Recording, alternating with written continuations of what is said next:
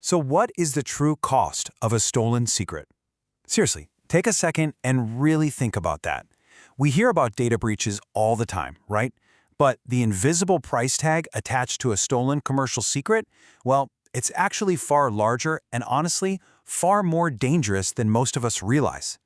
Let's ground this with a truly wild number. $1.4 billion. That is the estimated direct cost of the 2017 Equifax breach. You know, the one where the highly sensitive financial data of about 147 million people was just exposed. It's a massive figure, for sure. But as we're going to see today, that is literally just scratching the surface of what these intrusions actually cost the global economy. To figure out that true cost, today's explainer is diving into a brand new, absolutely fascinating paper that just dropped on April 26, 2026. It's titled Buried in the Ground: Finding the Cost of Cyber Economic Espionage, authored by William Akoto and Trey Hare. We're going to unpack exactly how researchers and policymakers are finally attempting to measure the true devastation of digital theft. Here is our roadmap for today's explainer. First, the evolution of espionage. Second, why cyber is different. Third, the hidden costs. Fourth, measuring the ripple effects. And finally, fixing the data gap. Okay, moving right into Section 1, the evolution of espionage. While cyber espionage is undeniably a modern problem, its roots actually stretch back centuries. The authors of this really comprehensive research from the Journal of Cyber Policy point out that to understand today's economic impact, we first have to look at how we got here and kind of ground ourselves in the historical context of technical intelligence gathering. Technical intelligence has evolved so fast. I mean, it started pre-World War I with the physical interception of telegraphs. By the World War II era, we saw the breaking of the Enigma code and the real rise of signals intelligence. During the Cold War, the focus was heavily on human spies, right?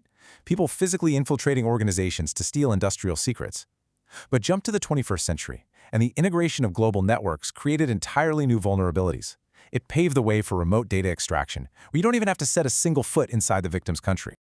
Which brings us to Section 2, why cyber is different.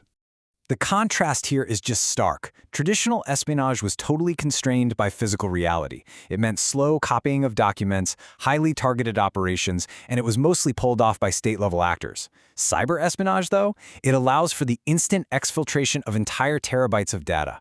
Instead of those highly targeted, slow operations, attackers can just do broad data harvesting, literally scooping up massive databases just to find the value later. Plus, it's democratized now. Diverse state and even criminal actors can easily play the game. And these technical differences create an asymmetric threat that completely flips traditional deterrence frameworks on their head. The barriers to entry are vastly lower. Basically, anyone with the right code can cause havoc. It's also incredibly complex to attribute an attack to a specific perpetrator. Attackers can completely bypass traditional market mechanisms for technology transfer, and they're increasingly targeting private innovation ecosystems rather than just traditional military secrets. It is a completely different battlefield out there. Let's dive into Section 3, the hidden costs. So, the researchers categorized the financial impacts into 3 distinct tiers that targeted organizations face. Think of it like a giant iceberg. We've got direct costs, indirect costs, and strategic costs. We're going to start right at the visible tip of that iceberg and then move our way down into the dark water. Direct costs are, well, exactly what they sound like. These are the immediate, easily measurable financial hits an organization takes within weeks of a breach. We're talking about paying cybersecurity experts for incident response, those hefty legal and regulatory compliance fees, and the literal cost of system and data recovery. To put a face to this, let's look at the American superconductor, or AMSC case.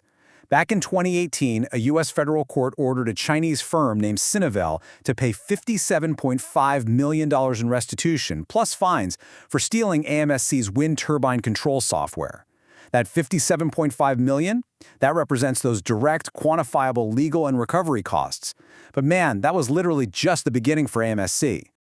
Moving just below the surface, we hit indirect costs. These are the long-term financial losses that are definitely harder to quantify, but they are significantly more damaging over time. We're talking about severe reputational damage, long-term operational disruptions, and that profound financial hit from the outright loss of trade secrets and intellectual property. Returning to that AMSC case shows us exactly what indirect costs look like in the real world. Following the theft of their IP, and Sinovel subsequently canceling their orders, AMSC's market value dropped a catastrophic 41.8% in a single trading session. They lost roughly $1 billion in market value just like that. And as a result, they were forced to cut 30% of their workforce. That is the devastating, real-world weight of indirect costs.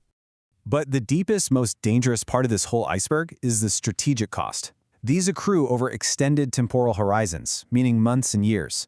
This impacts a firm's core competitive positioning and their innovation trajectory. For example, look at the SolarWinds supply chain compromise. The company spent $40 million in direct costs, sure, but strategically, they had to redirect their R&D budget entirely towards security, which delayed their key product releases by over 12 months. That directly impacts what consumers and businesses can actually buy and use down the line. And this brilliantly illustrates a core concept from the paper that I absolutely love: implementation without innovation. When trade secrets are stolen, it creates this shortcut pathway where competitors can rapidly manufacture and scale technologies without ever having to invest in the foundational research and development themselves. It completely distorts the market. It basically allows thieves to skip the absolute hardest part of building a business. Now for Section 4, measuring the ripple effects. So the absolutely crucial point here is that a single breach impacts everyone around the victim. The researchers observed what they call a spillover contagion. Basically, trading volumes increase for rival firms, which signals broader market uncertainty. Cybersecurity vendor stocks tend to move together as a risk cluster. Downstream suppliers experience real operational disruptions, and institutional investors actually reallocate their capital, which completely alters the cost of doing business across interconnected, vulnerable industries. It means a single hack doesn't just hurt one company, it actively alters the stock prices of mutual funds and retirement accounts everywhere.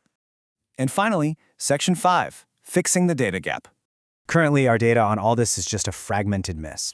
To fix it, the authors recommend specific policy interventions, like establishing standardized incident reporting protocols through agencies like CISA.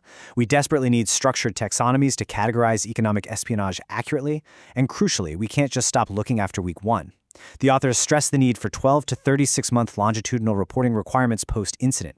Their proposed benchmark, achieving 40% participation across 5 priority sectors by year 3, just to build a viable analytical dataset. And researchers have to adapt too. The paper calls for academic methodologies to look way beyond that immediate stock drop. We need 3 to 5 year longitudinal tracking of firm performance post-incident. We have to use difference in differences market modeling, which is essentially a statistical way to separate the true damage of a hack from regular, everyday market fluctuations. And finally, we've got to utilize supply chain network mapping to truly capture those massive ecosystem-wide ripple effects. Which leaves us with this final thought to chew on. As digital technologies become completely seamlessly integrated into every single aspect of our lives and businesses, how vulnerable is the global economy to the unseen costs of cyber espionage? This iceberg is vast, it is mostly hidden, and it is definitely growing. Thanks so much for joining me for this explainer, and remember to always keep questioning what lies beneath the surface.